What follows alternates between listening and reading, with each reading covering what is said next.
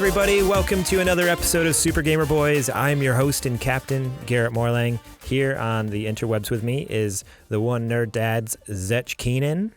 Hey. We have not on the opposite side of the world, back right here in the very beautiful state of California, at least depending on who you ask, JJ Purdom. Yes, I am back.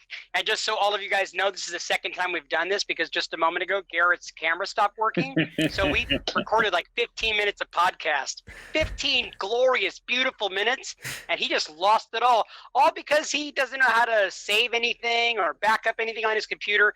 Man, you really need to learn computers from me, my friend. Yeah, I know. I can teach you a couple of things. I really could use some pointers. 15 minutes of glorious podcasting you destroyed.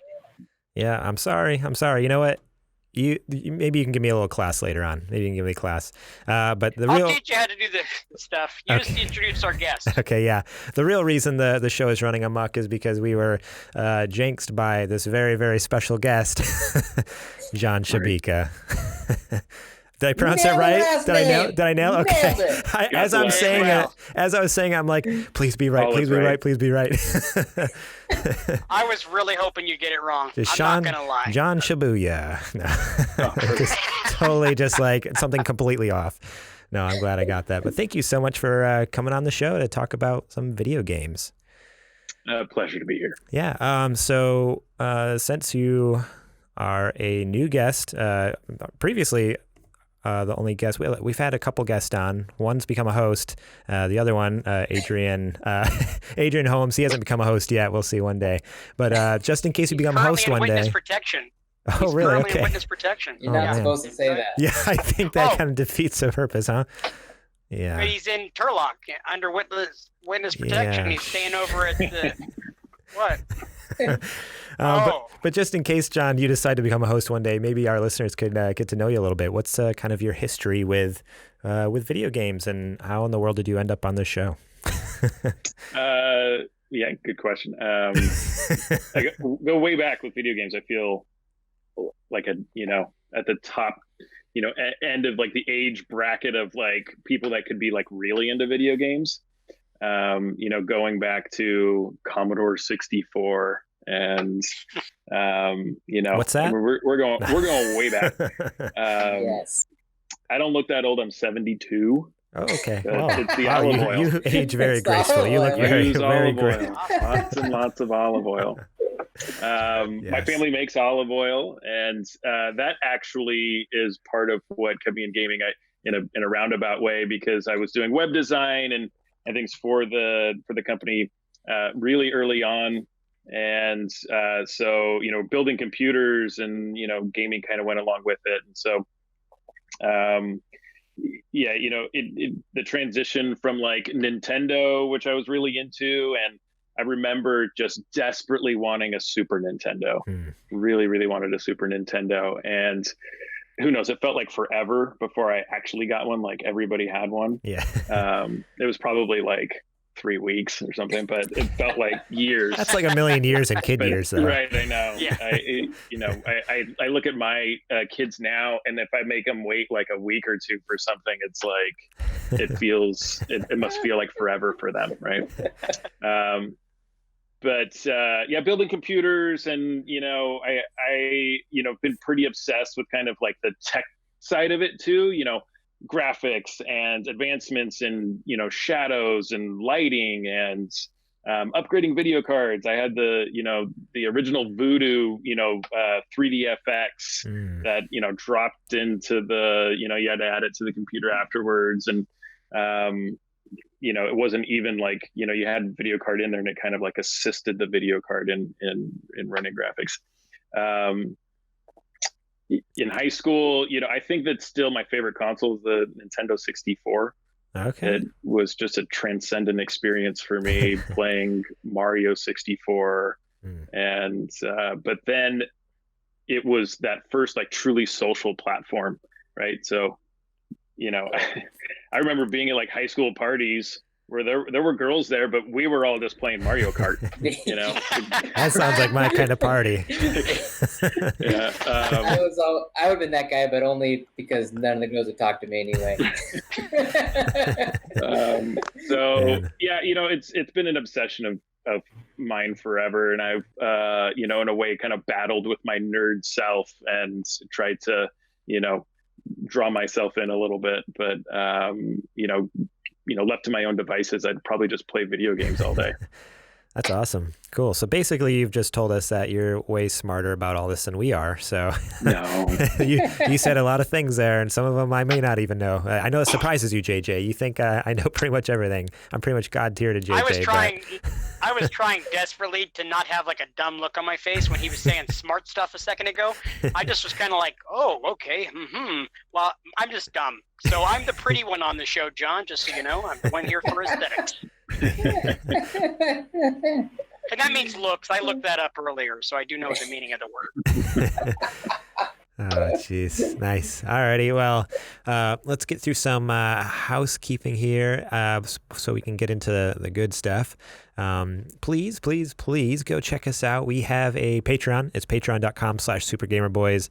Over there, we have our base level, just $1 a month. You can get episodes a couple days early. So after tonight, after I finish, or we finish recording, there's 4 of us here. It's not just me, but we finish recording. I'll go ahead and throw together the audio, throw that out there to all you Patreon supporters who just $1 a month. You can get those episodes a couple days early. And then also, we have some other tiers. You get some cool new perks, but we'll talk about those a little later in the show. But I do want to shout out our Patreon sponsors. We have Bill Bird, Julie Bates, Dustin Long, and Brent Fox. So thank you so much to you for being those heroes on the front lines, just bringing us that sponsorship each and every week here. Cool. Let's see. What else should we talk about? Should we shout out the Discord? It's been a little quiet in there lately. It's like everyone's home more, but no one wants to talk with each other. So go over to supergamerboys.com/Discord and join us over there.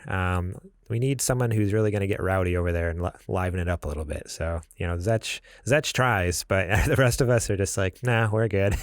Only when you say stuff that's totally outlandish is when we get people fired up in there. That never happens. Or you threaten to have like a fist fight with Zech after he says one thing that you disagree with. Then all of a sudden it blows up in there. Yeah, it gets real heated in there, especially when everyone's blasting me for apparently not knowing who the dark. I was gonna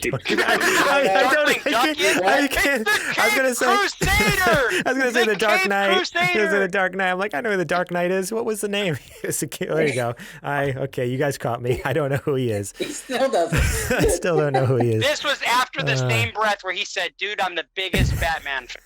The biggest Batman fan. Okay. True story. I'm not smart enough to write that. I couldn't make that up if you held a gun to my head. He literally said that. Yeah. Wow. Let's. What do you say? It's time we get into the nerdy nudes. It's now time for the nerdy news. There we go. I can't wait until you get a good microphone, JJ. I know this thing sucks. I literally got it out of a Cracker Jack box. Is that what you call it? Do they have those anymore? Do they have? I'm not sure. No, I got him. I'm sure they have to have Cracker Jack boxes. I hope they do. Alrighty, the first news story here. Man, I am not doing very good at hosting tonight. We've had so many technical difficulties that I don't even have the news stories pulled up. But the first one here, the headline reads, Final Fantasy VII Remake breaks impressive PS4 sales records. This comes from JJ Brosen over at Game Rant. Final Fantasy VII Remake met some hurdles before finally seeing its release on April 10th. It should have launched on March 3rd, but Square Enix pushed it back due to snags in its development. The game's release was thrown out of whack again when the coronavirus pandemic started to get out of hand. Instead of being delayed this time around, though, it was released early in multiple parts of the world, allowing some to get their hands on it before others. On the bright side, this Final Fantasy VII Remake sold out in these areas, such as UK, within its first couple days. But neither delays or early releases have put a damper on Final Fantasy VII Remake's official launch, as according to Square Enix, between the game's physical and digital sales, it managed to sell over 3.5 million copies within its first 3 days. This milestone quite possibly makes Final Fantasy VII Remake the fastest-selling PlayStation 4 exclusive of all time, as the original record holder was Spider-Man for PS4, which only sold 3.3 million copies within the same time frame. So it beat it by 0.5 million? By 0.2. 2? Oh, I can't math. 3.3, up to 3.5. So as that goes on to say, in all fairness, though, Final Fantasy VII's Remake impressive sales had a lot of different factors going for it that arguably helped it overtake Spider-Man. People have been asking for an FF7 remake since gaming hit its stride in graphics, so for about 10 years, give or take. And then there's a lot of hype around. It was also infectious, leading newcomers to find interest in the title as well.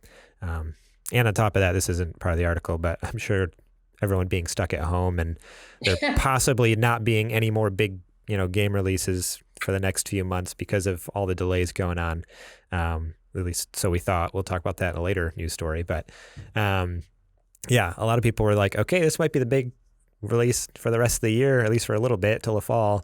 Let's get our hands on it. But I don't know. This blew my mind. I was surprised by this because I don't know why, because reading this, I'm like, well, duh. But I don't know. I guess my original mindset going into it, like we talked about last week, was I wasn't even going to buy it. I was not interested at all. But, I'm glad I got it. But have you played it yet, John? Yeah. No, I actually have never played a Final Fantasy game. I remember when this came out. I never had a PlayStation. I have a PlayStation 4. It's the first PlayStation I've ever owned. But I remember kids playing it. I believe it was 7 in high school, and it was like a big deal. It was turn-based. Is it still turn-based? No, they've completely revamped the combat, which it's for the better. As much as I love turn-based, it's real good in this new one. Yeah, so that's what I was wondering. To sell that many copies, they would, I would think, have to go, a little more approachable on this release. Yeah. I think. Go ahead, Setch. They really did a good job of marrying the old combat system to some of the newer ones, like in 15. And first of all, it kind of blows my mind that this would be the one game that people were clamoring to get remade. Out of all the Final Fantasies, this was okay. We all know you're a hater. We all know you're a hater. But still, that's why I wanted to make my point made. But to John's point, this game is way more approachable. It's still very anime, so anybody that's a big anime fan, don't bother. But it's crazy stinking fun. It's one of the funnest games I've ever played on PlayStation. It's probably my top 3 favorite games on PlayStation 4. Easy. And that includes God of War. And that includes it's good. Spider-Man, Horizon. Yeah, I'm surprised that, Naughty Dog, Last of Us or Uncharted or something, or Red Dead Redemption, I guess that wasn't exclusive, right. But, isn't topping the charts there in terms of sales, or I'm kind of at least taking second place. But maybe it's because, they haven't released a game for a while, Naughty Dog, and, there are less consoles out there. So when Last of Us 2 comes out, it's probably going to be, number 1 or 2 on the sales list. 100%. So I looked up sales. Last of Us sales in the first week, it only sold 1.3 million units, but it is the best-selling video game of all time, according to this article. Anyways, it sold 17 million copies.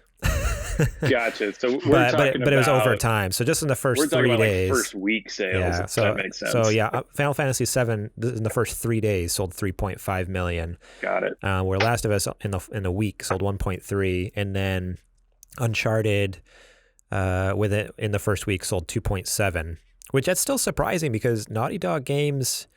I mean, it's understandable with The Last of Us because that was kind of the first big. Or no, they had Uncharted games out before then. They did, but they're not as, I wouldn't say that Uncharted or Last of Us, first of all, to your point, Last of Us was a very fresh IP. Right, that's why I wasn't surprised with that, yeah. Uncharted's still not a very approachable game. Not a lot of people were it's a fun game, but it only appeals to a select few gamers. Where Spider-Man, way more mass appeal, right? Final Fantasy VII already has that reputation. So, and not to They mention, made 15 of them or more. Yeah, there's 15 standalone games with not including the offshoots. Yeah, plus sequels to some of those sequels and offshoots. Yeah. Yeah, it's insane. But no, good on them. That's awesome, and it deserves every bit of praise because, like I talked about last week on last week's episode, was it went from being a game I wasn't even going to buy till now it might be my game of the year so far this year. Like, it's freaking crazy. It's so good. I thought it was going to be my game of the year until I played more Half-Life Alyx. We'll talk about that later. Okay. Yeah. Cool. Yeah, let's move on to the next story here. So this is our Xbox Series X rock block. Strap in, boys. We're going in. This first one, Xbox Series X logo trademarked. See the stylish X here. So this comes from GameSpot, Eddie McCooch over there. JJ's favorite writer over at GameSpot. Microsoft appears to be setting this... I don't care about what he writes. I just care about the name. Yeah. The name is amazing. Microsoft appears to be setting the stage for another Xbox Series X reveal. On April 16th, the company filed a new trademark application for the next generation console. That, among other things, included what appears to be the console's logo. The trademark application, which was filed with the United States Patent and Trademark Office, first noticed by users on Reddit, show a logo that features a stylized X and the word series. It's possible that this is a logo that we'll see on packaging or other marketing materials. So obviously I don't have necessarily much to say about this. Like, it's just a logo that I can't show you really on a podcast. I could share my screen. Man, that was such a garbage fire last week trying to figure that stupid thing out. And you like it was like print it out and hold it up. Just hold up yes. That's what I would do. Totally could. I could. Here we go. I'm gonna find it. But my main thing with bringing it up is that it did kind of lead into another news story here, which is kind of interesting. A tweet. So this comes from WCCF Tech, Nathan Birch over there. Xbox Series X next showcase won't be, quote, too much of a wait and will likely focus on games. And I just felt like these articles kind of went hand in hand because earlier last week, someone on Twitter, it's funny, this is some random dude just tweeted out into the... Oh, there it is. Okay, you got it before me. You got it before me. Right, There's that. I got to figure out how to reverse my camera around. Oh no, it looks good on my end. Turn your phone the other way. You're... That is not cool. Discord flips it, so it looks good. Oh, there we go. Okay, there we go. We can see it now. Perfect. That's fantastic. So it was funny because this is just some random dude on Twitter, Woggerman, just like threw it out into the internet ether. Just, hi at Xbox P3, which is Phil Spencer's Twitter handle. How are you feeling about the eventual reveals of new games and new info on the Series X later this year? How is planning going? There are definitely a lot of hungry fans out here. Like literally just some random dude. Like it could have been like Zetch just posting out into the internet. And maybe it was me. Maybe it was you. Are you Wogger Man? Maybe. And then Phil Spencer just randomly replies, like, because he's awesome. This is such a cool dude. How many times have I told you that Phil Spencer and I text? Almost every episode. You know what? This is starting to add up. This is starting to make more sense now. You guys are buddies. I've been telling you we're buddies for a long time. Oh man, so why don't you hook us up with anything then? What are you waiting for? Like, give him a call. We can have the Series X early. Look, me and Phil, we go way back. Okay, I can't just start being like, "Hey, Phil, I got these guys. They want to, on the podcast." I can't do that. Yeah, you can. You can do He's that. too That's busy. okay. I'd be infringing on his time. He's very busy. Maybe I already have an Xbox Series X in my house, but I can't say that or not. Okay. Can neither confirm nor deny. Oh, no. Anyways, Phil Spencer did reply back, though, to this random dude on the internet, possibly Zetch Keenan. Reviewed plans yesterday for continued sharing through launch. Team is doing great work and adapting. I've never been more excited about Xbox plans. We've heard you. You want transparency and authenticity. We plan to keep showing that way. Next step is not too much of a wait. And then in parentheses, it just says games. So yeah, basically the speculation is like, okay, there's a tweet that goes out, the logo's being locked down. How soon do you guys think we could get some sort of reveal? Is that something like in the next couple of weeks, or do you think it'll be, or even next month, or do you think they wait more till that E3 timeframe, like in June or July? I see them waiting until summertime. I don't think they're going to be dropping it right now. It'd be kind of one of those hurry up and wait type of moments. So they'll probably wait until summer. I don't know about the E3 timeframe. Maybe by August. Well, E3 is in That'll give them a June. good. Right. Are they still going to do E3 digitally? Well, yeah, a lot of developers are actually still doing presentations, even though there's not going to be officially E3 put on by the ESA. They're still doing a lot of digital events through that time. I knew that. I was pretending right now. I just didn't want you to. We knew. I wanted you to try to give the information. I want you guys to feel like part of the show too. You know what I mean? I can't dominate everything. I'm so glad you're here, JJ, keeping us on our toes. Well, you're welcome. I kind of have a feeling though that they would start announcing stuff in May, because if June is when all the other developers drop all their news, there's a chance that they're going to get lost in that news cycle, just like what happens at E3 every year anyway. So it's like without E3, they have a chance to kind of present their stuff first, get some buzz, and then naturally let other people kind of get the spotlight after them. But it gives them a chance to kind of get just them in the spotlight without anybody missing anything. Right. So you think it's a little earlier? Sorry. Oh, go ahead, JJ. Oh, I was just going to say that for that exact reason is why I think PlayStation had the right idea that they didn't want to have anything to do with E3 and were stepping out on their own. And at the time, people were like, what are they doing? They're stepping out of E3. I think it was genius. It puts all the attention on them. So that's a good idea. Anytime you have attention on yourself is good. Yeah. Or at least that's always been my motto. So Zach, with them doing their own thing, I missed a few, maybe you already said it, but you think it'll be earlier then, like before that E3 time period? Or it'll be before May is over. I think it'll be sometime in May before the end of the month. Because mid-June would be when E3 normally happens. Yeah, so, usually within that first week or two of June, it usually happens. Yeah. So, okay. Yeah. I mean, I agree with you. I think it'll be sooner than later. But I don't know. Obviously, I think it'd be awesome if it was like next week. Like, okay, let's get it. Let's just get it out there. I'm excited for everyone. I want PlayStation to dump stuff. I want Xbox to dump stuff. Just because it's fun. I want to see some Halo Infinite gameplay. That's what I want. Yeah, that's what we're all waiting for, right? We just want to see Halo Infinite actual gameplay. Right. And you think about opportunity on this quarantine, and people are paying more attention, and it might be a good time to try and get some information out there for us to obsess over while we've got nothing better to do. Yes, or demos. Oh man, can you imagine if they dropped a Halo Infinite demo? It's going to be available on Xbox One anyway, just like one multiplayer map. Yeah, I'm like one of those that I want to savor it. I want to experience it first in its like highest form, and I want it to be as new as possible. And like there's very few things that are better than opening up a brand new console and like hooking it up. And I want that next step to be playing Halo Infinite for the first time. I want to open that box. I want to hook up that console. And but I'm with you. Like if a demo were available, I couldn't not play it. How do you resist that? How do you resist? Played the demo.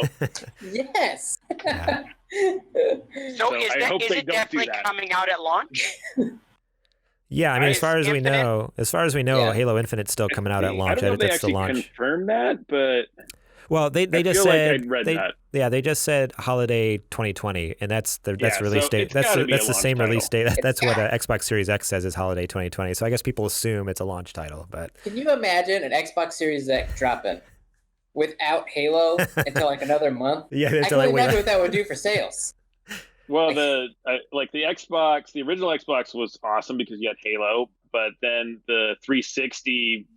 Didn't have anything really good. Like we had really high hopes for Perfect Dark Zero or whatever, but it turned out to be kind of garbage. You had Call of Duty. Yeah. It's exciting when like the primary IP comes out with the console.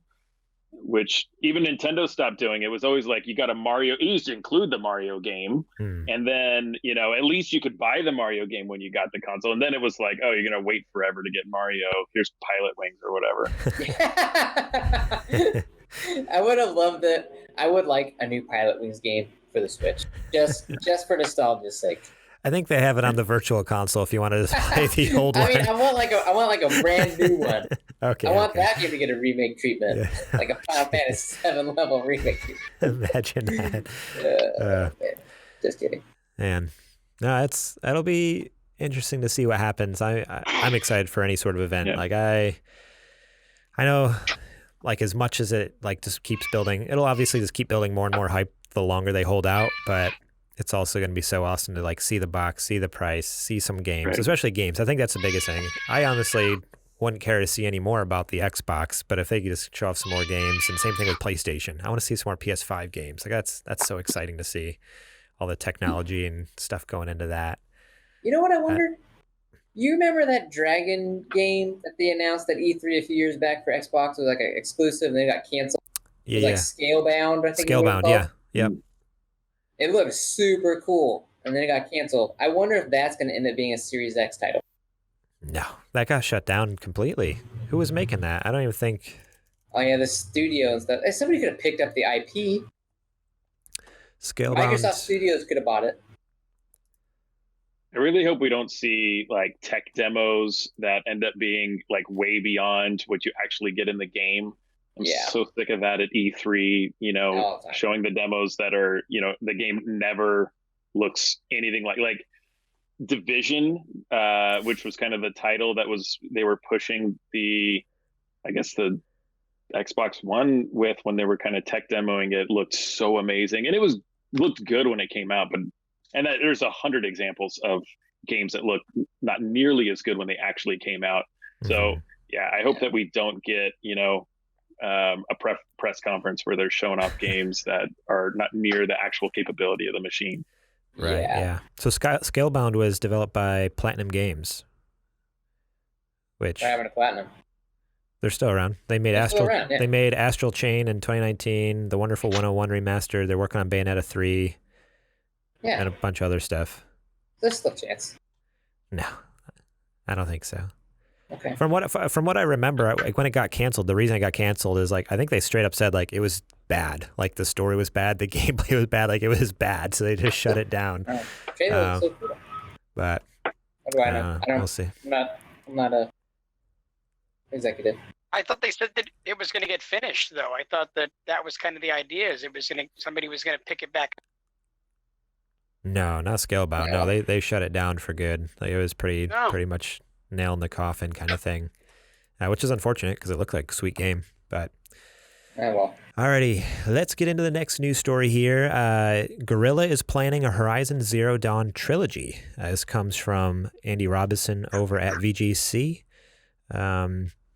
Multiple sources have told VGC that Sony Interactive Entertainment has greenlit ambitious plans for the post-apocalyptic open-world franchise, which debuted in 2017 with the 10 million selling Zero Dawn. Wow, 10 million copies, huh? That's pretty impressive. My wife is going to be so thrilled about this. Yeah. Horizon is seriously, she likes that game more than Zelda. Oh, damn. That's like, she spent, I can't tell you how many hours playing that game. That's awesome. That's one that I've tried a couple times to go back and beat. Open world games are hard for me. I've talked about this a million times on the podcast, but I just get so distracted with all the side quests. It's easy for me to like lose track of what the story even is. But it's such a beautiful game. I remember just spending like 3 hours one night just taking screenshots, like going in photo mode and taking pictures because it's so stinking beautiful, especially on the PS4 Pro. Rubbing it in. Amsterdam-based Guerrilla had always desired to deliver a series of Horizon games, and a multi-part script was written, but the plan was only officially agreed after the original game's strong debut on PlayStation 4. The next installment, Horizon Zero Dawn 2, started development soon after the first game's successful release, sources said. Initially, the game was planned for PlayStation 4. However, it's thought that development has now entirely shifted focus to Sony's next-generation console. Horizon Zero Dawn 2 is said to be gigantic in scope with a larger game world and more freedom to explore it than in its predecessor. People with knowledge of the game also indicated the inclusion of a co-op feature. There you go, for you and your wife. All right, I won't be alone anymore. Yeah. Although it's not clear if this is delivered via the main story or a separate multiplayer mode. At one point, Guerrilla was planning to release a standalone co-op game preview with progress carrying over to the later full version of Zero Dawn 2. One person involved told VGC. However, it's not clear if these plans are still in place. Co-op is a feature Guerrilla has long intended to introduce to the series, and it's understood PlayStation was equally keen to see online functionality implemented in the sequel.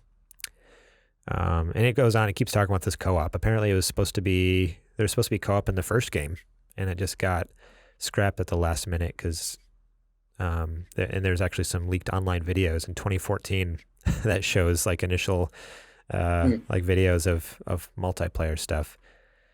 Which, imagine that. It basically would have been more like a Monster Hunter game then. Like with multiplayer, imagine having like 4 people in there fighting the big beast. Like it's basically Monster Hunter, but with cool robot dinosaurs. That'd be interesting. Yeah. Yeah, let's see what happens with that one. Yeah, so I mean, there's not much more to it than that, but I don't know. I'm just stoked that that's even a possibility that they're working on that stuff. I mean, we all kind of assumed a sequel was coming, especially since they're putting the first one on PC. It's like, okay, they're trying to bring in, like, that's one way to make a lot more money and get a lot more people interested in the franchise. And then knowing, too, that it's not going to be PS4 like they originally planned, but bring it to PS5, I can only imagine how stinking beautiful it's going to be on there. Yeah, it's going to be... But the one thing that, I mean, it's cool, it's good and it's bad, in my opinion, from my perspective, is having a bigger world to explore, because that game is already huge. It's big. Like, I don't know who's complaining about it being small. It's very big. It's huge. So, like, I'm like, man, and to your point, I mean, like, I'm a dad, I got kids, I don't have enough time to just sit on, play, you know, an open world game, like, all day on a Saturday. I don't have that luxury. No. Like, so... I'm like, on the one hand, I'm like, great, awesome. Amanda's gonna really enjoy her playing this game, but man, especially the last one ended on like a pretty big cliffhanger. So don't spoil it. Yeah, you're hanging on a cliff. Yeah. Oh, okay. Wow, that's interesting. It's exciting. Now, how much do you want to bet that possibly the sequel is going to be a launch title for PS5? Do you think that's a possibility? If they were working on it before when the first game came out, that was like what, 4 years ago? It was 2017. It was when because it launched right like a week before Breath of the Wild. I don't remember. It launched it launched in February because Breath of the Wild came out in March. Yep. So it was a week before. Yeah. So yeah, I don't know if it'll be close to launch. Yeah, it could be within the first few months, maybe like the next spring, maybe the same window, that February-March window, but you know, so what kind of launch window, but not necessarily a launch game. Man, yeah. That's really, I want to know so bad. What are going to be some launch games for PS5? Like all we know about right now is Godfall. Is that what it's called? Yeah, Godfall. And you're gonna have another Killzone. Yeah. Hasn't it been Killzone like not every one of them, but maybe PS3 and PS4 had Killzone as a launch title. PS3 and 4. Yeah. And PS2, I think, they had the Killzone 1, but that it was made by Guerrilla, who's making Horizon Zero Dawn. So hopefully will be a launch. Hopefully they're putting their resources towards Horizon and not another Killzone game. As much as I love the first Killzone games, the first couple, I don't know if we need more. Games. I'm not saying they're like I'm not saying they're anything near like a Halo or anything, but they're not. They're still enjoyable in their own way. If you're a diehard Sony fan with not Halo to play, yeah, right. I guess this Walmart version of Halo will have to do. Okay, well, I do have a way to play Halo now. I have a PC. I have PC Game Pass. Thank you very much. There you go. Cool. Have you never owned an Xbox? So I owned an Xbox 360. That's what I got at launch when the 360 came out. I saved up, got one. So I didn't have one like launch day, but first few months I saved up and got one. And I went through, I don't know, like 3 of them. They kept dying. I kept getting the Red Ring of Death. Red Ring of Death. And finally, I'm like, screw this. I never had an issue with a PlayStation. I'm going back. Like, yeah, so that was a bummer. Yeah, I replaced mine twice. It was horrible, and they weren't cheap for a kid. Like at that point, I was middle school, high school, something like that.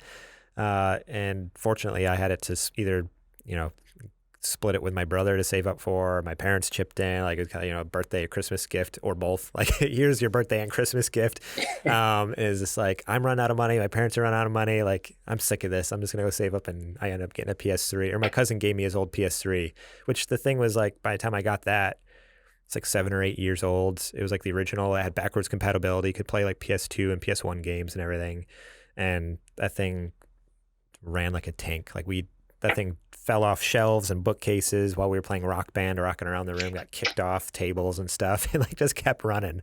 I'm like, yeah, I'm sticking with PlayStation from here on out. I don't think your 360 died because of the Red Ring of Death now at this point. I don't think so. I think you might have No, I'm not. Okay. Throwing it across the room. I swear. I maybe misspoke a little bit. I wasn't doing that. That's what happened while my cousin had it. We were all in the Rock Band, but he was very rough on his consoles. After I got it, it had already been through all the abuse. I took care of it in its old age. I was like the nursing home for the PS3. Come home and I'll take care of you. And I love how JJ's webcam. Maybe it's just me, but it's frozen and it's him yawning. You've been yawning for like 5 minutes straight. Is it still going? Yeah, you're still going. It's pretty great. All right, my camera's moving fine on this end. Oh, there it goes. It just reset. You said something very boring, Garrett, and I just couldn't. I don't know why. I know. I'm sorry. But yeah, so I had a 360 for a while, and I love my 360. I love the games on there, but the console just did me wrong 3 times over. I'm like, okay, I'm done with this for now. That makes sense. Anybody? Cool. Last news story here. This is going to make JJ very, very happy. He may not even know this has happened yet because knowing him, he doesn't read the show notes. So, you know what? You have little faith. You sent them to me. I opened the text. I might have looked at it. I might not have. So I didn't. Second. Yeah, you didn't look at it. That's what I thought. Also, your audio is kind of getting a little janky. Maybe you need to change your internet connection, whatever you're using. But here we go. The release date updates for The Last of Us Part 2 and Ghost of Tsushima. This comes from PlayStation.blog. Herman Holst, this is head of Worldwide Studios, wrote this little blog post for us.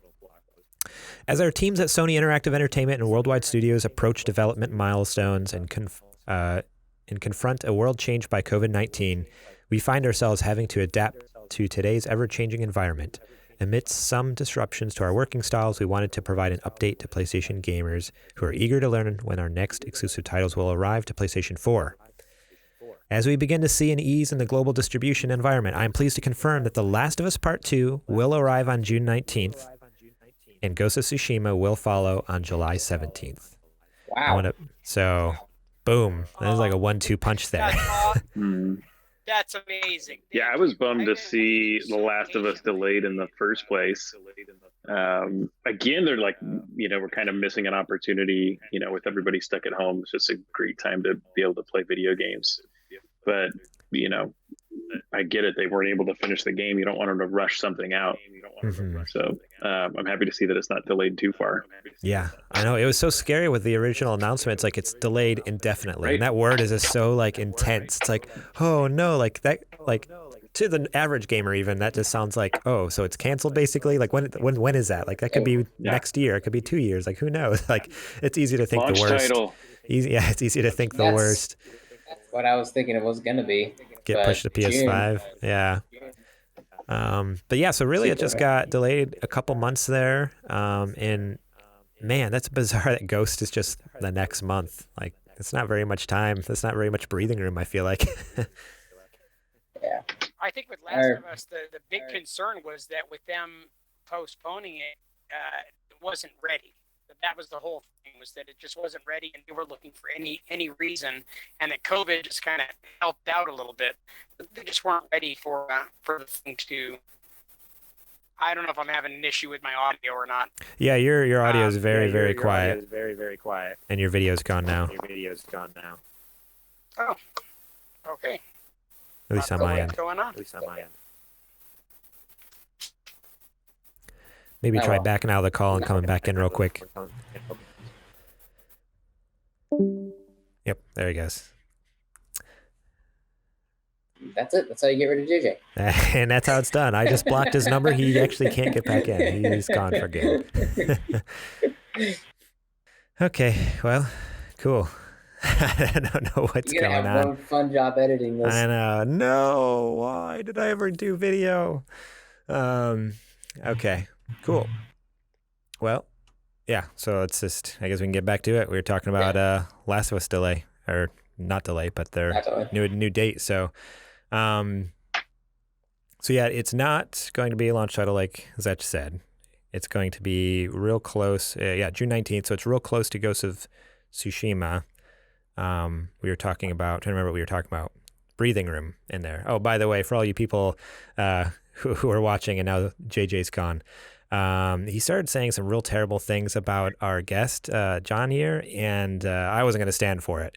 Right. And then he started getting real. He started doing this very inappropriate kind of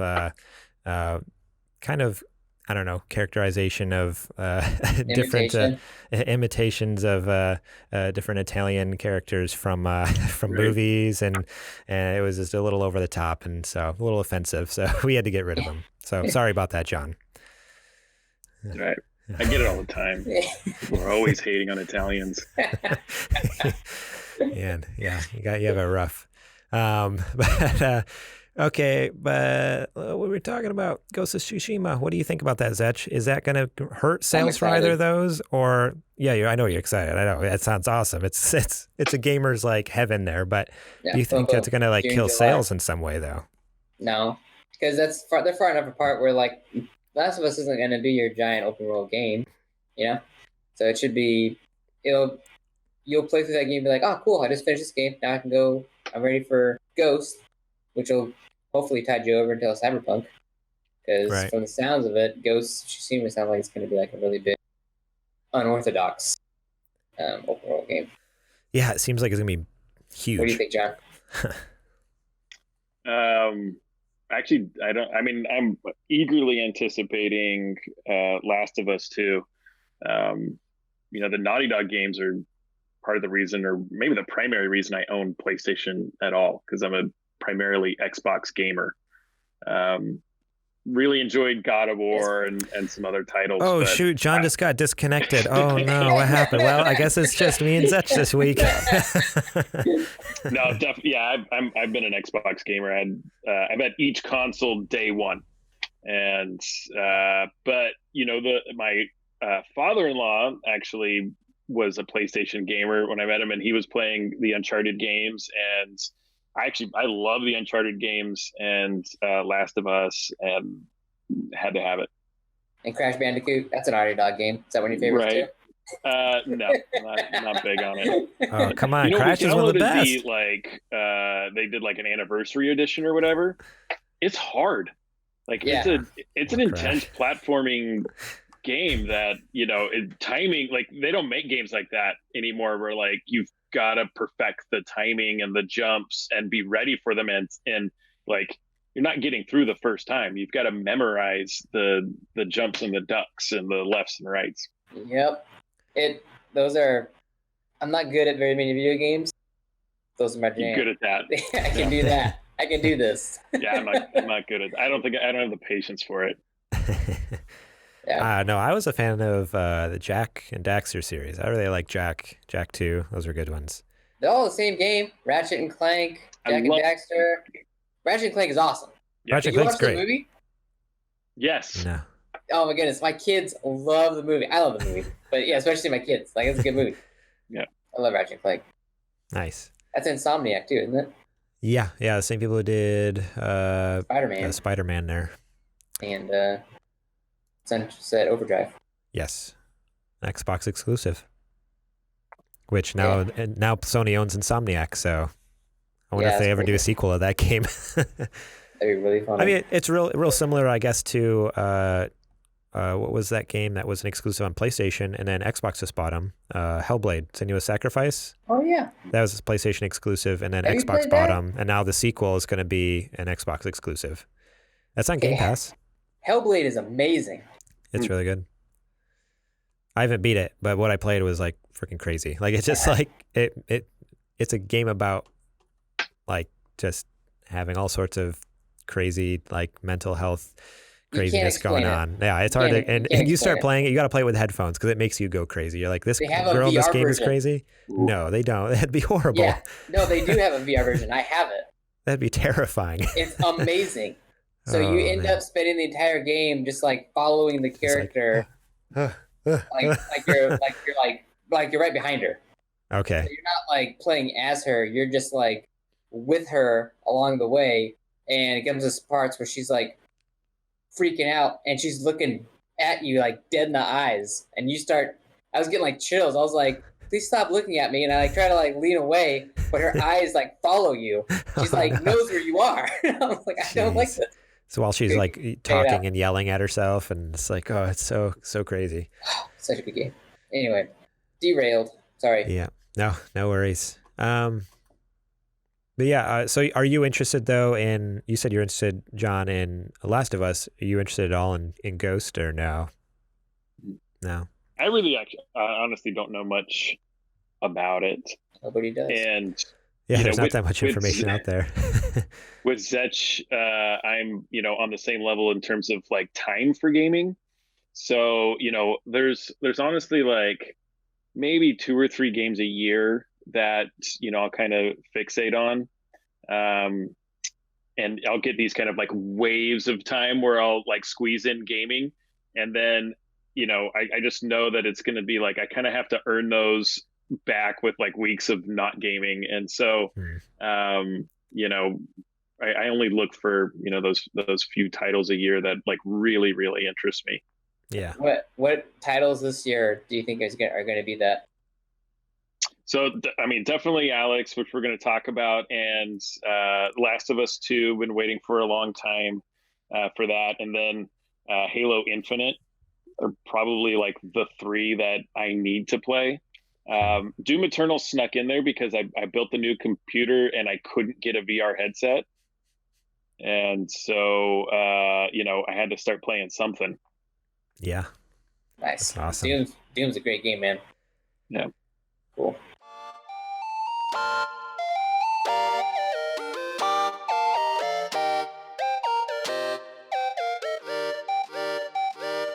Anyway. Cool, Awesome. cool. Let's talk about our Patreon a little bit. So this is part of the show. We talk about our Patreon, patreon.com/supergamerboys. If you want to support us because you love the show, jank and all, just how all the technical issues we've been having behind the scenes here, if that's your type of thing, go support us over there. Just $1 a month. You can get our episodes ad-free and early, a couple days early, just the audio version. And then, our higher tiers, $5 a month, you get show notes early. You can take a look at what we're going to be talking about in the next show and leave your own little comments. Sometimes we have listeners leave comments, and it's fun to throw those out there while we're talking about an article, or if you have, if we're doing a topic or question of the show, they'll answer in as well. $10 a month, you get you are a sponsor. You are one of our Patreon sponsors. You get the shout out at the beginning of the show. JJ will sometimes make fun of you if his audio is working correctly and he can hear what's actually going on. And then you will forever be immortalized on the internet on our podcast. And then $15 a month, we have our producer tier. I've only had one of those so far, but it was a ton of fun to be able to work with Matt Liu, our Patreon producer back in the day. And he pitched a few different segments that we did. We had one that was losing reviews, where we reviewed really bad movies. Hence, losing. We were the losers in that one that he was referencing there. Movies like, I'm trying to remember, we did Mortal Kombat. We did... I like that movie. I'm trying to think. There was some not great. Well, he had us do Con Air. That ended up not being that bad. It was That's cheesy a as good heck. movie. It was super cheesy, but it wasn't a bad movie necessarily. Con Air, not a bad movie. I think that was like the one positive. We're like, okay, we can get behind this. Nicolas Cage she stole my blackberry pie. No one takes my blackberry pie. Glorious hair. I want hair just like Nicolas Cage in Con Air. Greasy, long, gross looking. But yeah, go check it out, supergamerboys.com/Patreon. It's very much appreciated. It helps keep the lights on, mics going, and keeps JJ's belly fed. Not really, not that last one. But thank you guys so much for who do support us, and let's get into the rest of the show.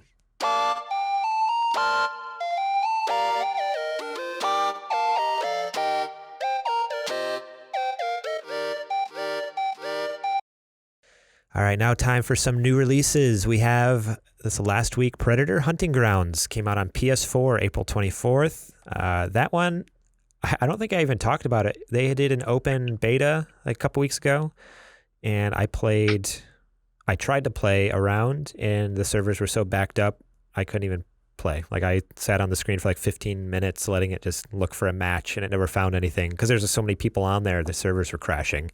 And I'm like, oh, you better get that fixed. I guess that's the point. That's why you do a beta, so it doesn't happen this weekend. But from what I'm hearing, everyone's loving it. But because I didn't get to play it, I'm scared to buy it. Like, I don't want to pay, $25-$30 for a game that it's a multiplayer game that I don't necessarily have friends to play with. And It's like an asymmetrical multiplayer game too, isn't it? Yeah. So it's actually made by Ilphonic, which is the same company that did Friday the 13th. So it's literally, they took Friday the 13th and reskinned it with Predator. That's terrible. Because didn't that game have like terrible server issues already? Yeah, but that game and was... the beta has bad server issues. Yeah. Well, so Friday the 13th, though, was originally designed to just be... it wasn't even Friday the 13th. Like, it was just some generic, like, horror. It was the same game, but they didn't... Obviously, because of copyright things, they couldn't use the license Friday the 13th or whatever. But because it was so good, Friday the 13th contacted them and was like, hey, we'll slap our thing on there. But it was basically an indie game. They developed it themselves. This is their first game with Sony backing it. This is actually being published by Sony. So okay. I hope they have a lot more resources this time to have a little better launch. And yeah, from what I've heard this weekend, people have been really enjoying it from what I've seen on Twitter. I wonder if Adam Sessler is still involved in it. Because I know he helped out with the first one. Do you guys remember Adam Sessler? I recognize the name. Remember X-Play? Yeah. On G4? Yes. Yeah. He helped out with the Friday the 13th. Oh, wow. Yeah. Huh, I didn't know that. It's crazy. So yeah, that was a new release this last week. Sounds like it's a pretty good game. If anyone on PS4 wants to play it, let me know, and maybe that will sway me to purchase it. Trials of Mana came out on PS4, Switch, and PC on April 24th. Now, is this some sort of remaster? It's a it's a remake of the original. Right. Because it's an old game, but... John, you had a Super Nintendo as a kid. Did you play Trials of Mana? And are you going to swoop on the remake? No. That's right. You're not a Final Fantasy gamer. We're switching over. Can you hear me? You sound great. Okay, cool. AirPods were dying. They died. I call them tampons. No, I haven't played it, and so yeah, I think not in my box of gaming. Yeah, I forgot that Final Fantasy isn't really your bag. So my bad for forgetting that. But yeah. I'll probably... It was on my hit list to check out. It was on my list to check out. I don't know if I'll buy it though. Okay. I like the old Trials game, the old Mana games, but yeah. Yeah, the next game on here, Xcom Chimera Squad on PC, April 24th. Is this an actual sequel to Xcom, or is this just like a DLC? I couldn't really tell. It's a mobile game. It says PC. I heard it got released on mobile too, didn't it? I don't know. I don't really play XCOM. I don't really care about this game, but I know it's a big like title out there that people enjoy. So I thought we'd at least bring it up. But well, and when I was reading up on Gears Tactics, they kept comparing it to XCOM. And okay, it's really the first time that I ever looked into XCOM. Oh, really? XCOM is Yeah. awesome. That's what makes me so excited about Gears Tactics. yeah. Well, it's funny you say that because that's the next game on here. April 28th, Gears Tactics comes out on PC. Yeah. That's tomorrow. Tomorrow Or yesterday. Just a few more hours. Depends on depends on when you're listening to this. I don't know when this is. It's all good, all good. No, we break that space-time continuum all the time.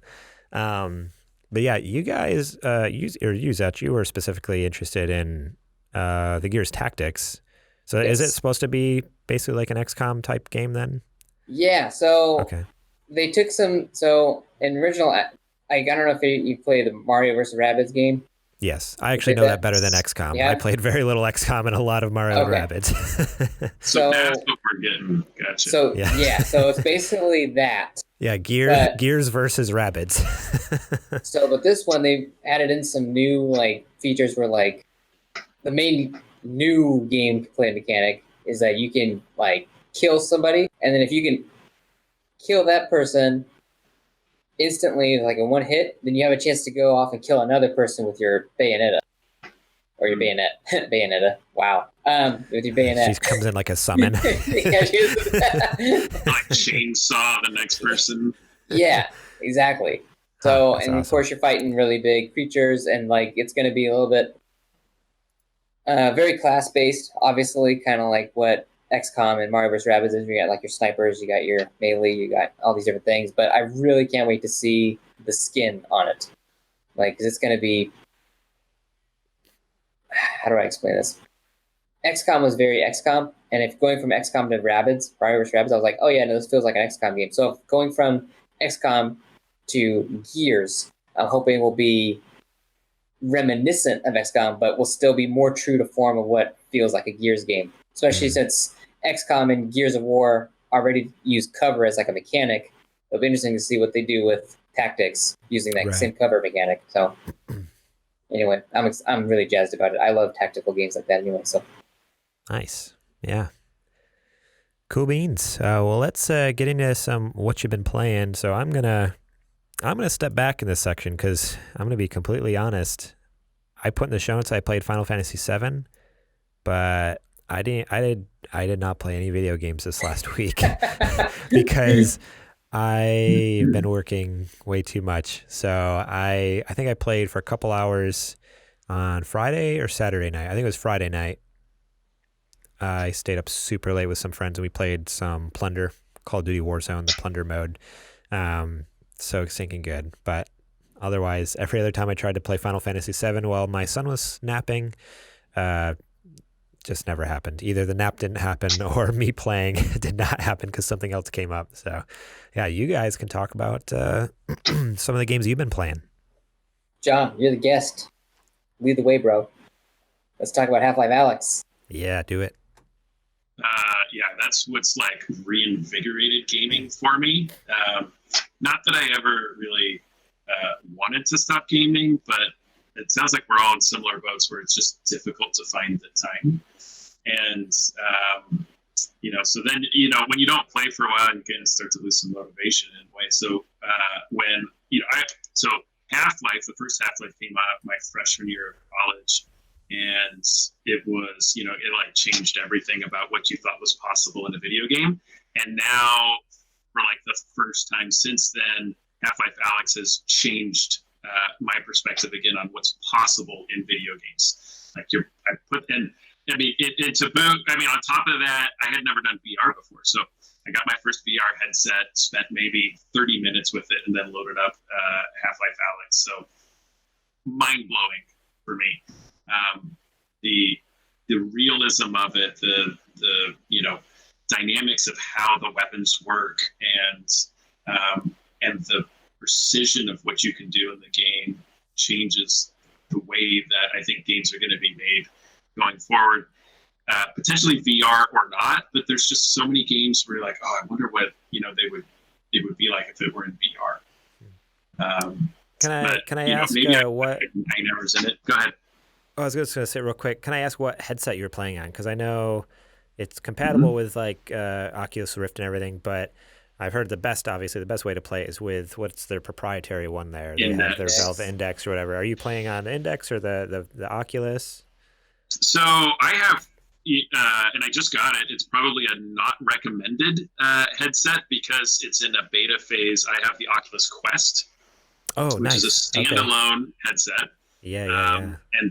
And then you have to hook it up with a USB cable. Of course, there's only like 4 USB cables that will actually work with it. Right. The one they sell is $80 for the cable. So expensive. But yeah, there are several on Amazon that you can get that are, kind of, they're still expensive USB cables, like $15. I mean, it's basically the one that they sell. It's basically like a fiber optic, like USB-C cable. It's like super high speed, like high powered, like type thing. Well, you can get into the thing about USB-C is that they incorporated a bunch of different technologies, including like Thunderbolt, and there's USB-C, there's USB-C charging, there's USB-C fast charging, and they're all different cables that you need to be able to, pull that through. And so you need like a specific type of, which makes it really confusing for the consumer, because you would think a cable is a cable. If it fits, it should work. But, there's different technologies. But the Quest, it was a little tricky to set up at first. I ended up having to go into the BIOS of the motherboard and turn off legacy USB support. So basically support for like older USB devices. I had to turn that off. After I did that, the link would stay live. Otherwise, it kept dropping the link. Huh. That's so crazy. It's too much work. In terms of quality, and I think that the one drawback you might see, in my opinion, from the Index to the Quest, Oculus Quest, is refresh rate. So it's 72 hertz. Versus I think it's 144 on the Index. But for me, we've been playing, console games at 30 frames per second, and every once in a while somebody would make something that went 60 frames per second, and you could visually kind of feel that clean movement. So at 72 or beyond that, I don't know. I haven't had any issues with motion sickness or anything like that. Oh wow. Okay. All right.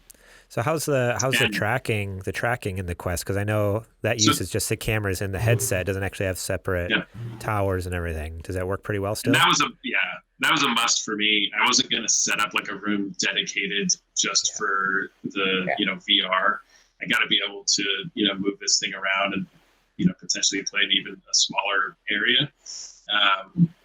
So I wanted inside out tracking, and I don't have anything to compare it to because it's the only one I've ever had, but I have had zero issues where I ever thought that, my hand wasn't tracking or my movement wasn't tracking.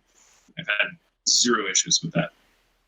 See, I have the opposite problem, or not that's a problem, but I only have 2 sensors. I'm playing on Oculus 2, like the original Oculus, and I only have 2 sensors. So if I am not facing my sensors, my hands will not be tracked. Right. So that was like the big issue. Yeah, that was a big issue with PlayStation VR. Well, that doesn't even use IR sensors. That uses just straight up camera tracking light bulbs. So if it was too bright in the room, it couldn't track your hands and your head, because there's lights on the mask and there's lights on your hands on the controllers. Oh wow. So you have to be facing it. You can't turn it all the way around. Exactly. So with the Quest, that's genius. Like the camera is always facing your hands because it's facing out from your head. So it's always within view. Man. See, so I told my wife, well, we're both on the same page. We want to get a 3rd sensor anyway. So once I get that, that'll be nice, because then instead of having to just click, so the way it works in VR is that you have one joystick will warp you to a spot, and then the other joystick will kind of switch your body left to right or whatever direction you're hitting. So if you want to run away from a head crab, then you have to click 2 or 3 times on the joystick and then run away. Whereas if I can just move my body the direction I want and then warp, I'd be a lot faster. Yeah. But yeah. So John, since this is your first VR experience, I gotta tell you right now, you're gonna be severely disappointed with all the other VR games out there. Because this is literally... Yeah. I've played a few others. Briefly, I played with you for, I don't know, an hour and a half or whatever. We did some multiplayer on raw data. And at this point, like, even though it's not Half-Life caliber, it's still, you know, fun and interesting. And I want to see how, like, all the different games handle the mechanics of, like, reloading is a whole new thing, right? And yeah, I mean, because, or at least those two, you know, gun-based games make you grab cartridges and load them in. So on raw data, you're grabbing from your hip, and you literally have to load it in. In Half-Life, everything is behind the back grab. Bring it over. You have to eject the cartridge by pressing a button, so you can see that cartridge come out. You shove the other one in, and then you have to pull back. You know, slide the load one into the chamber. It's also one of the. I think that there was one other game way back, like in kind of the early days of first-person shooters that did this too, but I can't remember what it was. But it's the first game I can remember in recent history where the bullets that are left in the cartridge are gone. You eject that cartridge. So if you got 2 bullets left in and you eject it, you can actually see the cartridge on the ground with those 2 bullets in it. And you could, in theory, pick it up and load it back in. Your backpack will only carry full magazines, though, so you can't, like, carry it with you. So those 2 bullets are gone. If you want to carry it in your hand the rest of the time, and you know that it's going to be crazy, and you're like, oh, you're looking at your gun, and there's 2 bullets in it, and it's putting you to this real decision because it also bullets are scarce, and you know, a lot of the guys take a full magazine. You know, you gotta put 10 shots in them to kill them. So then, you know, you can go through bullets real quick. Like there was a point where it's like, oh, I got 100 bullets. I'm going to be, you know, pretty gravy. And then like 15 minutes later, I was like, you're like, where are all my bullets going? Yeah, because she's always telling you, Alyx, it's like, oh, last magazine. I'm like, you know, like, what? But it's a really cool experience to like that level of realism on the gun, you know, keeps you in that kind of, you know, real environment. I do think that going forward, more real-based games, reality-based games are a better fit for VR than, like, I couldn't imagine playing, like, Doom Eternal would be just vomit-inducing. Because you're moving around so VR. quick. You just couldn't. It's unplayable. I can't imagine it ever being a thing. But, you know, it's going to be the games that are more, you know, real-paced, especially. Like, you've got to move at more real speeds. They do have Doom VR, though. They do have a Doom game VFR, yeah. They do? Oh. Yeah. It's only available on the Vive. Don't make my mistake and buy it for the Oculus, and then find out afterward, why are my hands not tracking this right? Oh, it's only available on the Vive. Yeah. Jeez. I did run into that on raw data. It kept saying, please face the cameras. But mine doesn't have external cameras. And so, like, there's no facing the camera with mine. So I think that's maybe part of the beta is that, you know, it's you're using the Rift store if you want to buy games. They don't call it like the Quest/Rift store. It's actually, they have like a Quest store, which is in the lenses. In the headset, and then I have to enable Oculus Link. And then I go into the like Rift experience that you see. So I have, and then there's 3 experiences. So I have the original or the, you know, default Quest store and experience, the room that it's in. And then you press link, and then you get into the Rift, which Zep sees. And then you have to enable Steam VR, and now you go into a 3rd room, and now you can load. So it's like experience inception. Yeah, I mean, it is. It's a room within a room within a room.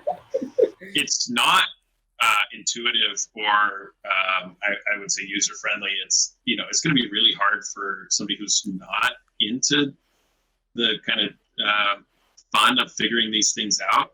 They're going to be like, screw this. This is not cool.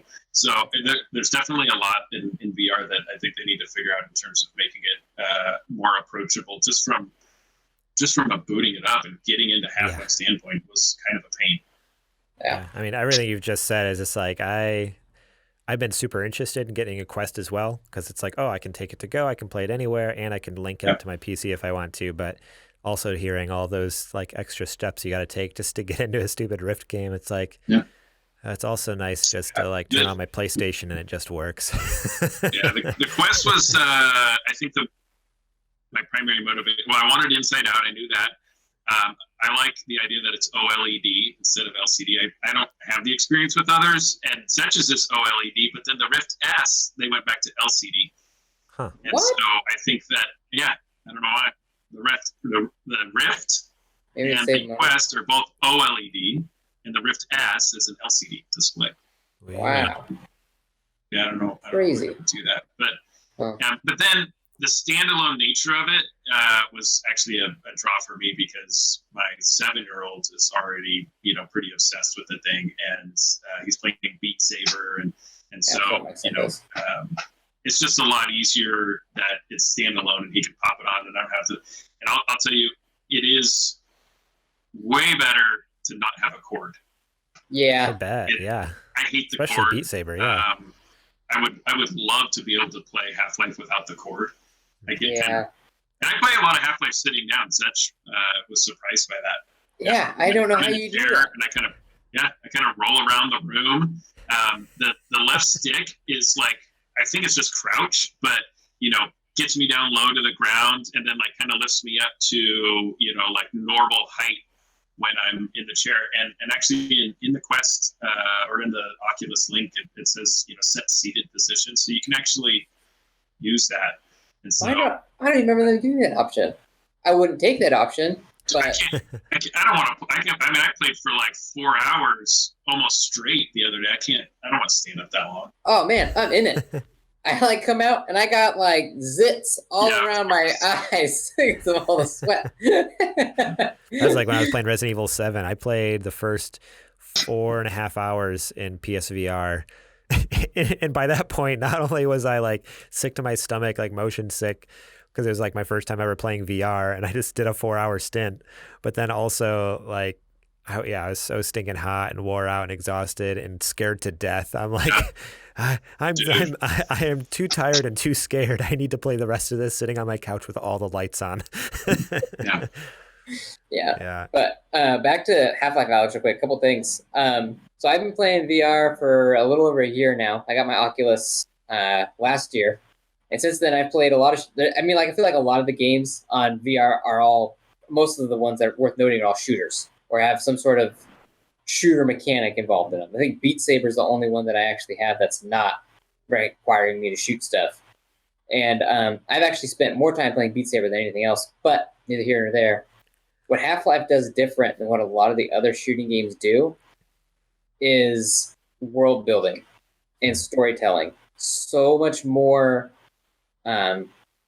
thoroughly than any other game has done it. And I feel like a lot of the other shooters out there haven't really taken the time to be serious. Like, for example, like Robo Recall, which was my favorite shooter before this, was very intuitive. You shoot things, and then if you want to reload, you just drop your guns and you pick up new guns off your sides, right? Like, that's kind of how you'd reload in that game. This game, John already touched on it, was like the whole mechanic of the gun is you literally have to grab a clip, eject your clip, load the clip, and then put a bullet in the chamber. When you are in the moment and you got like 4 or 5 zombies coming at you, It's hard to do. you're like, I found myself like, dropping magazines. yeah. I'm like, I had like 4 or 5 clips. Where'd they all go? And I looked around on the ground, they're all there because I dropped like 5 of them. Or if you're trying to like switch to your shotgun, which I don't know how it works for you. For me, I have to like click in on the right joystick and then slide my hand over. And if I'm like having my hand down next to my waist, I can't hit my leg. So that kind of drove me a little nuts. But the whole being in that moment, there's no other game that's ever been able to get you to feel that kind of tension and that kind of fear for your life a little bit. I mean, like, it's not real, but the whole like mental capacity that you're operating at that moment is like survival. Like, okay, gosh, I gotta these little small head crab critters, they're jumping up at you and you're like grabbing them and you're throwing them down. Oh, jeez. It's not you're not tapping A to do this stuff. You're literally having. Oh, there's one on your head. You're like, you're trying to shoot it off. Yeah, shoot it off. Like, don't miss. Can you actually hurt yourself? Can you shoot yourself in the head? I haven't tried. I don't think so. I don't know. I haven't tried. Unless you're You myself. haven't tried? That's like the first thing I tried in like Resident Evil was just Tried like to put a kill gun to my myself. head. Man, well, have you guys? You talking about just like the tension and like the stress of like being in that moment. Have you played? The only game I've ever played on Rift was what was it? Arizona Sunshine. It's a zombie game. I've But seen it's it in the basic. It's store. basically like horde mode, like think like Call of Duty Zombies, Nazi Zombies, something like that. Yeah. But in VR, and it's like that where you have to eject the clip, you have to put a new clip in. You're running around the map trying to like figure out, okay, oh, there's ammo over here. Grab a couple clips. Oh, here's some grenades. You have to remember to pull the pin out of the grenade to throw it. Like there's so many times I threw a grenade, it goes tink tink tink, and like nothing happens. I'm like, oh no, there's like 10 zombies coming at me. Like what's going on? Yep. So I don't know. I feel like even though I haven't played Alyx, like I totally get like that stress because it's like, oh, there's all these people running at me. I'm trying to shoot them with like a rifle, and they're like 4 zombies walking at me. I'm like, this is hard to get my rifle and look down my sights. Like, oh man, yeah. You might, John. You actually probably get ready to bring it up. So if you are, I'll let you take over. But firefights. Yeah. So I will take over. Go ahead. Yeah. That was one of the most, I think, transcendent experiences in like a shooter gaming. Since maybe like GoldenEye for me was when like you were asking me about, hey, have you been to the flashlight? Have you gotten your flashlight yet? And that's because the lights basically go out at that point, and you're kind of like having to, anyway. That was so scary. Soon after that, you get like into more of an open world environment, and then you get into like your first, like I think, real firefight. And there's some concrete pillars and some like bunkery type things. Yeah, and you instantly like, wait, I don't want to get shot. And so like you can just stand behind a pillar, and like I had my gun and I like literally hung it like just the edge of it like over this pillar, and I was kind of looking like this and like picking them up, and just the precision. And then like I got behind this like concrete barricade type thing that you like see on the freeway. You see those like blocks they drop. Yeah. And pieces of it are flying off. But just that precision, I mean, there's been so many games where like, oh yeah, you can go undercover and then you pop out and you come back. But you can pop out 1 inch if you want to. You have 2 inches. total control.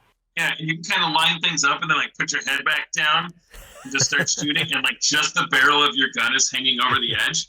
And it's just such kind of a real experience. Like, what would you really do in a firefight if people are shooting back? Like in movies, like people are running across and, hey, cover me. Like, why is being no? I'm not running out in front of people that are shooting. No, I'm gonna hide behind this concrete block and I'm gonna stick my gun on the edge. I'm hugging that pillar so tight. I'm hugging that pillar. Yeah, exactly. And so it was just so cool to like because it's so real, and like the movements and the precision and everything is the way you would expect it to be, like in reality.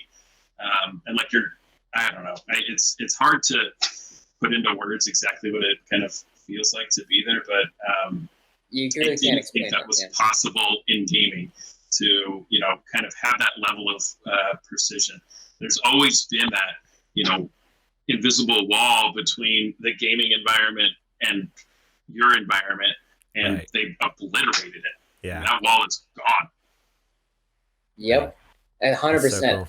It took me I was like.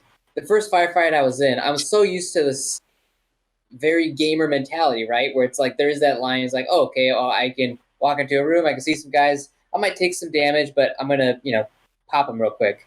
I like walk out, they're shooting me, and I'm like trying to shoot them, I'm like, why do I keep getting hit? And I'm like, I gotta get cover. And like next thing I know, I'm like scrambling to find cover. I like see ammo, I'm like grabbing ammo that's all around me and stuff, and you can like glass is like breaking, and you're like, wow, this is the most immersive firefight I have ever been in. And it's like you can't. The thing I tell everybody about VR is I can sit here and I can tell you how cool it is and how awesome it is, and you're gonna hear that and you're gonna think, cool, yeah, no, bro, I get it, you had a good time. Right. You don't get it until you're there doing it. It's true, because I thought that like basically I was going to have the same gaming experience with like a really cool monitor, right? It's like, it just looks cool. It's like, I thought it'd be more like throwing on 3D glasses, right? I didn't really think about what it was going to do with my hands And actually, one of the coolest things in VR is just that first experience of looking at your hands and like, oh wait, these are moving. Yeah. Where I'm moving them. You hit So the it's not buttons and your just about fingers seeing move, and fingers. Yeah, you're doing the thumbs up. And that's the bigger difference in VR, I think, than the actual, because we've seen 3D before, right? So, I mean, it is cool that it moves when you move, but it's actually more about the way it's tracking your hands and your body than it is about the visual aspect of it, that kind of precision. I mean, you could be, bunker area and like grab your grenade and like literally throw it over your shoulder if you want to, or around the edge, or up and chuck it. I mean, whatever you want to do, you just do it. They don't need to like program in, that series of animations, right? So like most games they've set up animations. Okay, what is the grenade throwing animation? Oh, it's the guy does that, right? And they've pre-programmed all of these animations in, but none of that is in Half-Life, Alyx. I mean, not none of it. I mean, all the NPCs have, animations that they pre-programmed, but you can do whatever you want. Right. Yeah. And not to mention, the other thing too is that like if you go through Half-Life 1, okay, Half-Life 1 was a little bit more horror-y, I would say, than like Half-Life 2, especially when you get into like the episodes for Half-Life 2. Half-Life 3 or Half-Life Alyx really brought it back to more of that horrorness. Like you spent most of your time in like that tunnel, just trying to get through a tunnel, trying to find your dad, and then all of a sudden the game just flips, and you're like, oh, there's more going on here than just what I originally anticipated on doing. And that feeling you get of like actually having to fight like new enemies, you have that weird goopy stuff everywhere. Like it added on a chapter of Half-Life that I didn't see coming at all. Like jumping into this game, I thought it was going to be more firefighty, like cause that's what I really remember from Half-Life 2. And the game just blows you away like every corner. There's nothing. They thought of it. It's like the most thoroughly thought through game ever. And the game was what, $50, $60? Most VR games are like you're in and out in like 2 to 4 hours. This is just right. It's just going. It is. Yeah, it's fantastic, and I think that they've built in. I'm hoping that I'm going to want to replay it. Yeah. I mean, you could replay it on a harder setting. There's a lot of, I think, Easter egg type finds that you can make. I mean, I know I've missed a ton of resin. I've, seen some, I had to look up a couple walkthroughs online, and I've actually found a couple like game breaking glitches. I just had to load like a previous save file, but like I ran into an invisible wall. I literally couldn't walk past this area, and I was like, it's got to be that way. I don't know why I wouldn't be able to walk over there. I watched a walkthrough, and he just walks right through that spot, and I was like, okay, I'll just reload from a previous one. But his gun was way more upgraded than mine by that point.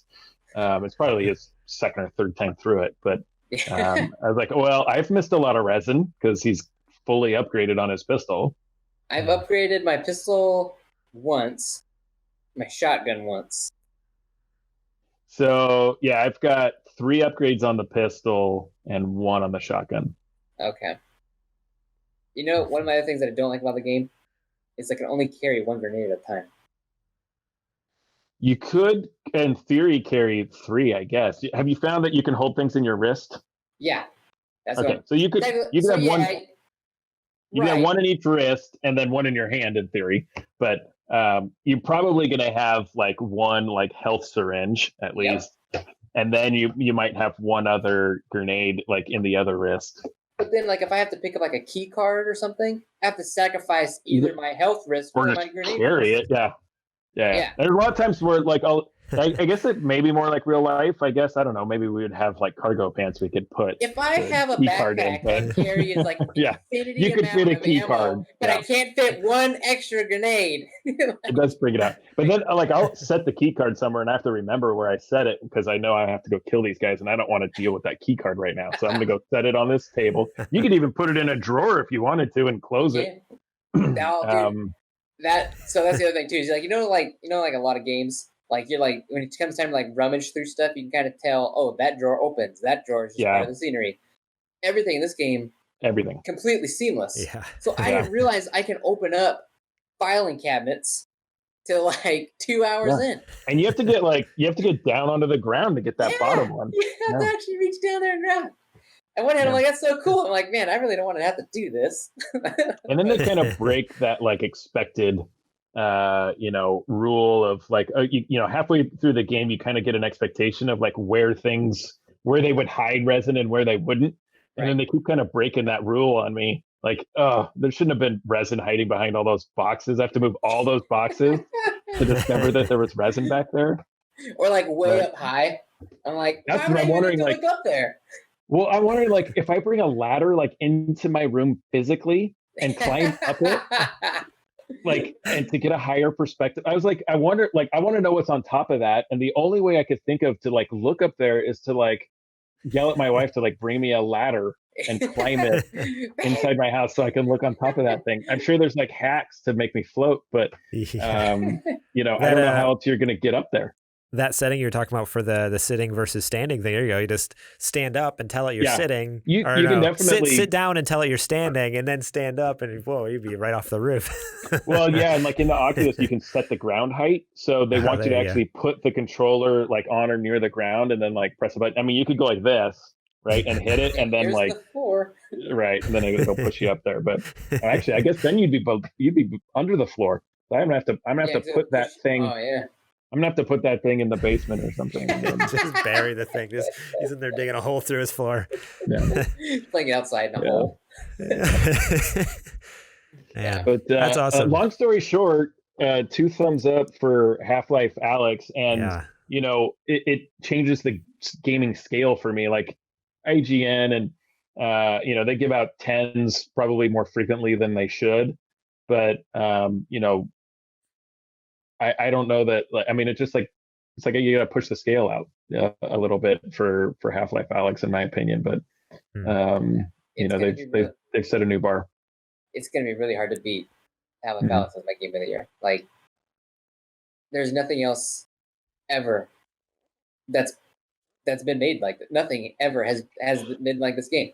Ever. Yeah, and unfortunately, like VR is a pretty like I think small demographic of gamers compared to like the 17 million copies that like how many. I'm curious. I mean, maybe it's a little too early to look, but in a couple months, look at how many copies of the Half-Life Alyx. You might be able to look it up right now, but I mean, it's not possible for them to sell 17 million copies, right? There aren't that many people that have the headsets and. Yeah, there can't even be that many headsets. I mean, what's their install base like? So, although if you're counting Vive, Index, and Oculus, and Oculus very varietals, right? Like maybe a few million, maybe worldwide. So Valve didn't provide any sales numbers, specific sales figures, but the website Play Tracker estimates that over 500,000 copies have been sold, and then. But then on the first day of its release, it had 43,000 concurrent players. So, and that was just the first day. So 43,000 people are playing it all at the same time on Steam, that first day. And then, there's an estimate it could be around 500,000 copies. But yeah, that's like nowhere near some of these other like exclusives that are coming out on PS4 and Xbox. I think Valve is maybe the only company that would do it, just for the sake of doing it, right? It wasn't. I don't think it's profit driven, right? They just wanted to prove that if they were profit mongering, Halo or Half-Life 3 would have come out and 4 and 5 on all the consoles and all they would have and all the spin-offs and everything. They could have just cleaned up on it, but they didn't want to do that. They are truly one of the few game companies out there that are doing it for the love of gaming. Yeah. Right. And because drive their fans bananas. Right, because it's not not their main source of income. Like they make all their money from Steam. So yeah, when they make games, like it's because they love making games and they're gonna make it freaking amazing. And their staff too it's a weird company because like anybody there can work on any project they want. Like they're not assigned projects. They're all basically kind of like some quasi-independent contractor there. So if I got a game going, like, hey, you guys want to work on this game? Yeah, sure. So you end up pulling in all sorts of different people that view things in a different way, and they're all like at the top of their game. So it just makes sense that Half-Life Alyx is just the best. Yeah. but it's also really disheartening because I don't see any other game studio investing that much, time and money into creating a game of that caliber for such a small demographic. So it may be a very long time before we see a game even close to this good for VR. Yeah. Resident Evil 7's pretty dang good, gotta tell you. Unfortunately, well, it's only for PlayStation though, right? Yeah, I wish it would come to other stuff because I would play it. Yeah, it was a lot of fun on VR on That's PSVR. what we need. Yeah, I think you'll see a little bit of like games that are designed for console that they've kind of ported over in a way for VR. So it's not like built from the ground up for VR, but I think you'll still get some good gaming experiences in VR that were not, specifically designed for VR. Yeah. Yeah. It's the Wild West right now in VR, and I love it. But nothing's gonna be over Half-Life. Not for a long time. Man, I gotta try it out. I really gotta try it out. I'm so bummed. We were supposed to do that stream, and then freaking COVID-19 killed that. Yep. Oh, you were gonna live stream it? Yeah, we were gonna do that. You guys still ended up doing it. You had your brother come over or something, but I was just like, yeah, it kind of goes against the whole shelter in place thing. I probably should come over here and put a mask on my face that you had on your face. It doesn't really work, but man, I want to try it out so bad. No, I'm sure we can play this game forever, but yeah. It's getting late in the show, so what do you say? Should we do the question real quick, or should we save it for another time when we have more time to discuss it? What is the question? I didn't even read that. What is the question? Yeah. Okay. I didn't read that part. So this is a spoiler alert in case we don't do it. You can expect it for a future episode maybe, but this is from Sweats. I remember. Sweats over on Discord.